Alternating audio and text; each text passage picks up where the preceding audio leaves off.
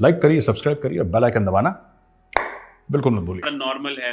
सो भारत समझता है कि this is a right time to isolate Pakistan. Bharat समझता है this is a right time कि आप पाकिस्तान को जो है ना वो एक लड़ो मत, लेकिन उनके लिए मिसाइल जो हैं उनको सोल्यूशन भी ना दो। मिसाइल अगर नहीं पैदा करें लेकिन सोल्यूशन भी ना दो, तो that is one way to create challenges for Pakistan.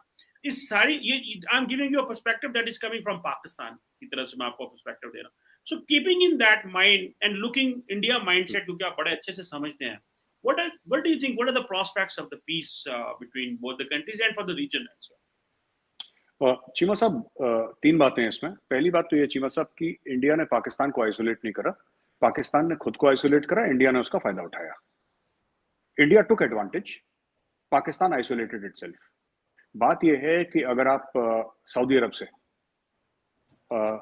अगर आप सऊदी अरब की बात नहीं मानेंगे और सऊदी अरब पे आप डिपेंडेंट हैं, या सी पैक, मैं पाकिस्तान के नज़रिए से बोल रहा हूँ, अगर आप सी पैक पे बोलेंगे कि साहब सी पैक ठीक नहीं है और उसका ज़रा इंक्वायरी कराओ, क्या है भाई, क्या कॉन्ट्रैक्ट, जो कि ठीक बात है, होना चाहिए, लेकिन आप इतनी ज़्यादा चाइना पे डिपेंडेंट हैं। फिर आप अमेरिका को ये बोलेंगे कि जब अमेरिका ने कितना 35-38 बिलियन डॉलर, ट्रम्प साहब का एक ट्वीट भी है, बड़ा मशहूर ट्वीट, जो 1 जनवरी को उन्होंने करा था। तो लोग ये सोचते हैं कि भाई पाकिस्तान में एक ये है कि साहब, मैं आपको बताता हूँ इसमें थिंकिंग, और मैंने दोनों तरफ के लोगों से बात करके, हो सकता है कि जो ये लोग बात कर रहे हैं, जो पाकिस्तानियों ने बात करी है, that is not representative of Pakistani thinking, और जो अमेरिकन ने बात करी है, that is not representative of American thinking. ये भी हो सकता है, लेकिन पाकिस्तानियों का अक्सर ये कहना है कि अमेरिका ने हमारे साथ हर समय ट्रांजैक्शनल रिलेशनशिप रखी, और जब उनका काम खत्म हो गया तो अमेरिका हाथ झाड़ के चला गया। कई अमेरिकन हैं, और मैं फिर कह रहा हूं, मैं ये नहीं कह रहा कि रिपब्लिकन या डेमोक्रेट पार्टी का ऐसी थिंकिंग है, पर मैं कह रहा हूं कई अमेरिकन ऐसा सोचते हैं कि भाई जब हमने आपको काम बोला तो आपने बोला इतने पैसे दे दो, हमने आपको पैसे दे दिए, काम खत्म हो गया, कौन सी रिश्तेदारी, फिर कौन सी दोस्ती? यारियां पैसे से नहीं होती। फिर या तो हमारे थॉट्स मिलते हो, हमारी फिलोसफीज मिलती हो, हमारा अलाइनमेंट हो आइडियोलॉजी का, तब बात बनती है। तो जैसे कि जब फर्स्ट अफगान जिहाद की हम बात करते हैं 79 टू 89 के बीच में, राइट, जिसमें पाकिस्तान कहता है कि उसकी वजह से कोकेन और हेरोइन और कालिशनिकोव का कल्चर पाकिस्तान में आया, ठीक है, उसमें एक बड़ी मशहूर किताब है द बेयर ट्रैप, वो पाकिस्तान के एक ब्रिगेडियर साहब ने लिखी है। He was I think number 3 और number 2 in the ISI at that point in time, जो भी थे वो ब्रिगेडियर साहब, he used to work directly with general Hamid Gul के साथ काम करते थे वो डायरेक्टली। उन्होंने इस किताब में तफसील से लिखा है, पाकिस्तानी ब्रिगेडियर साहब हैं, उन्होंने बड़ा तफसील से लिखा है कि साहब ये हुआ था, हमें इतने पैसे मिले, इतने हथियार मिले। तो अमेरिकन का भी ये सोचना है कि साहब आपने बोला ये काम के इतने पैसे लगेंगे, हमने आपको उतने पैसे दे दिए, आपने काम हमारा कर दिया, सोवियत यूनियन के टुकड़े हो गए, कहानी खत्म। अब इसमें रिश्तेदारी कहां से आ गई, राइट? उसी तरीके से चीमा साहब ऐसा है कि coming back to India, India का ये फैक्टर है कि इंडिया जो अपनी जगह बना रहा है चीमा साहब दुनिया में ना, इंडिया की आप कभी भी देखिएगा, अभी आपको लग रहा है कि प्रोग्रेस इंडिया की बड़ी फास्ट है, पर अगर आप आज से 2 दहाई या दशक पहले आप देखें तो आपको लगेगा कि इंडिया की प्रोग्रेस बड़ी स्लो है। एक हिंदू रेट ऑफ ग्रोथ कहते थे 2.5% साल की growth, it was called derogatorily, it was called the Hindu rate of growth. और ये मैंने कई बार पढ़ा है इकोनॉमिक बुक्स में और मैगजीन्स में, तो हिंदू रेट ऑफ ग्रोथ। बात यह है कि इंडिया ने धीरे धीरे धीरे, और इसमें सारी पार्टियां शामिल हैं, सारी पार्टियां शामिल हैं।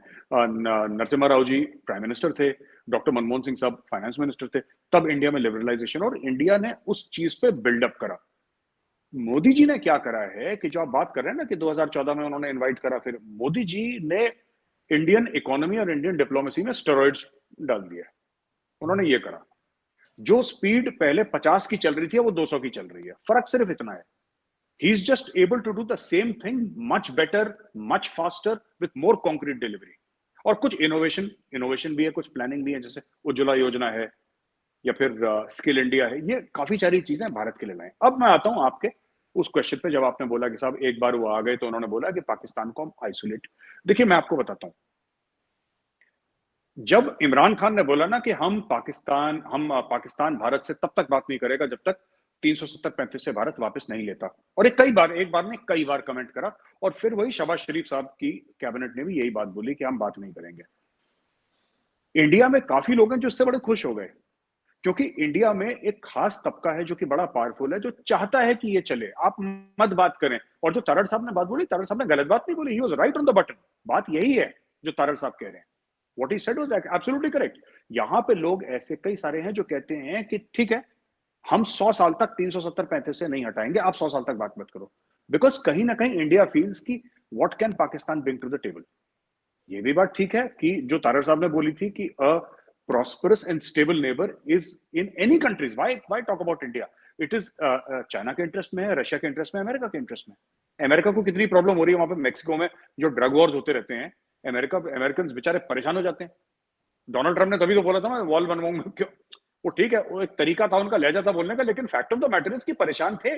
Donald Trump was upset as president of the United States की बॉस, आप हमारे हजारों बच्चे मर रहे हैं हर साल ड्रग्स। सो मैं कंपेयर नहीं कर रहा, I am not comparing Pakistan to Mexico, I am just giving an example that अगर मेक्सिको भी अगर इकोनॉमिकली स्टेबल होता, पॉलिटिकली स्टेबल होता, ड्रग्स की ग्रोथ वहां पे नहीं होती, अमेरिका खुश रहता। फिर ट्रम्प साहब ये बात ही नहीं करते कि मैंने वॉल बनानी है, ट्रम्प साहब कभी जबान पे ये बात नहीं लाते। उनको प्रॉब्लम थी, अमेरिका को प्रॉब्लम थी, इसलिए ट्रम्प साहब ने बात करी, सिंपल सी बात है। तो आई अग्री विद दिस, लेकिन इसकी जो चीमा साहब the truth is, yes I agree that there should be, हम लोग बात करें स्टेबल हो चीजें, but the fact of the matter is कि इंडिया में अब इसके लिए एपेटाइट बिल्कुल खत्म हो गई है चीमा साहब। जो हम कहते हैं ना कि मोदी जी गए थे नवाज शरीफ साहब के वहां किसी उनके किसी की लड़की की शादी थी उनके घर पे, और वो गए थे लोग, it's not a question of शादी, Modi ji is from RSS. आप समझिए, आप उनको एज अ सियासतदान मत लीजिए, आप पॉलिटिशियन मत लीजिए। मोदी जी ने 14 साल की उम्र में आरएसएस ज्वाइन करी, जहां तक मेरी नॉलेज है। 14 साल से वो आरएसएस के प्रचार कर रहे, गांव गांव जाके हजारों गांव भारत में घूमे, साइकिल में, पैदल। जो बंदे की ग्रूमिंग ही आरएसएस में हुई है, वो कहता है कि मैं सारा प्रोटोकॉल छोड़ के पाकिस्तान जा रहा हूं। आप ये समझ लीजिए उन्होंने कितनी अपनी जो पॉलिटिकल इक्विटी है उन्होंने टेबल पर रखी होगी। आपको पता है, यही चीज करने के लिए अडवाणी जी बर्बाद हो गए थे, जब उन्होंने मीनार पाकिस्तान में जो किताब में लिखा था। यहां पे अडवाणी जी का करियर लगभग खत्म हो गया, उनका जीना हराम कर दिया था लोगों ने इंडिया में। उसके बावजूद मोदी जी गए। ये देखिए ना, ये इट्स नॉट कि कोई और प्राइम मिनिस्टर चला गया, कोई कांग्रेस का प्राइम मिनिस्टर चला गया Pakistan, it's not the same thing. Narendra Modi, राष्ट्र Swayamsevak Sangh, hardline RSS backed government of the Bharatiya Janata party, वो बंदा कहता है, नवाज शरीफ ने फोन करा, बोला जी मियां साहब मैं आ रहा हूं, विदाउट एनी प्लान। बंदा लैंड, वीजा पता नहीं क्या हुआ, मुझे नहीं स्टोरी अंदर की पता, बंदा पहुंच गया घर पे, एंड ही सेड, उनके माँ जी के पैर वैर छुए, उनको जो भी गिफ्ट विफ्ट देनी थी दी, वहां से हाथ जोड़े, वापस आ गए। He has put his entire career on the table for good relations with Pakistan. It is not a simple visit, Cheema साहब, इसको सिंपल विजिट मत लीजिएगा, इसमें बहुत कुछ। आप ये समझ लीजिए कि अगर कोई, मैं आपको एक एग्जांपल देता हूं पाकिस्तान का, आपका कोई हार्डलाइन मुस्लिम लीडर है रिलीजियस पार्टी का, जो कि थंपिंग मेजोरिटी से आ जाता है, जिस पे लोग अंधा विश्वास करते हैं, ठीक है, और एक दिन उसको नफ्ताली बेनेट कॉल करता है और कहता है कि जी आप आ जाओ, चाय पीनी है, तेल अवीव आ जाओ, और वो कहता है ठीक है भाई, तूने बुलाया, मैं आ गया। आप समझ लो पाकिस्तान में आग लग जानी है, बट ही डिड दैट। और उनको जब उड़ी हुआ तो उनको ऐसा लगा कि मेरे साथ गलत हो गया पर्सनली,